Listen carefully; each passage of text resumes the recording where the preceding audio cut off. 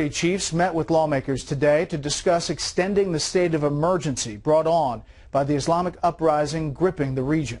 Boko Haram is also blamed for the kidnapping of about 300 Nigerian girls last month, as we've been covering all along. But when Secretary Hillary Clinton had a chance to put the group on America's terror list, she did not. Tonight, correspondent Doug McElway looks at why.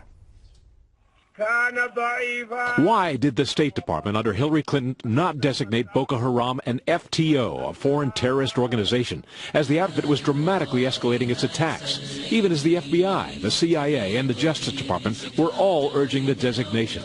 Today, a Deputy Assistant Secretary of State for African Affairs blamed pressure from the Nigerian government. The government of Nigeria feared that designating these individuals and the organizations would bring them more attention, more publicity, and be counterproductive. In a story scheduled to run next week, the Weekly Standard reports that Boko Haram should have warranted much greater attention.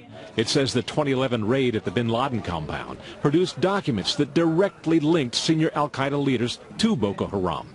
Tom Joscelyn wrote the Weekly Standard piece. What I think is it's driven by policy. Basically, there's this desire to define al-Qaeda down, to say that al-Qaeda that attacked us on 9/11 was the discrete core in Pakistan, and that we can just drone that core to death. That's not what al-Qaeda is. Al-Qaeda has been an international network since before 9/11, and it's been an international network after 9/11. State Department officials recently defended the non-designation of Boko Haram, pointing to the targeting of 3 of its leaders in June of 2012 and to President Obama's new approach to countering terrorism. I would point you to President Obama's speech he gave almost exactly a year ago, where he talked about the need for a holistic approach to countering terrorism. That's what we're pursuing. But back in January of 2013, Clinton herself was singing a very different tune about the threat posed by Boko Haram. Whether they call themselves al-Qaeda or Boko Haram or Ansar al-Sharia, they are all part of the same global jihadist movement, and there may be differences between them, but their goals are unfortunately similar and pose threats to us and our partners. The non-designation has provoked the suspicions of the only member of the Senate Foreign Relations Committee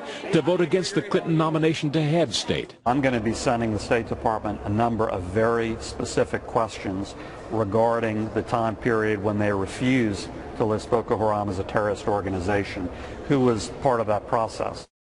Boko Haram was given the terrorist designation after Mrs. Clinton left the State Department.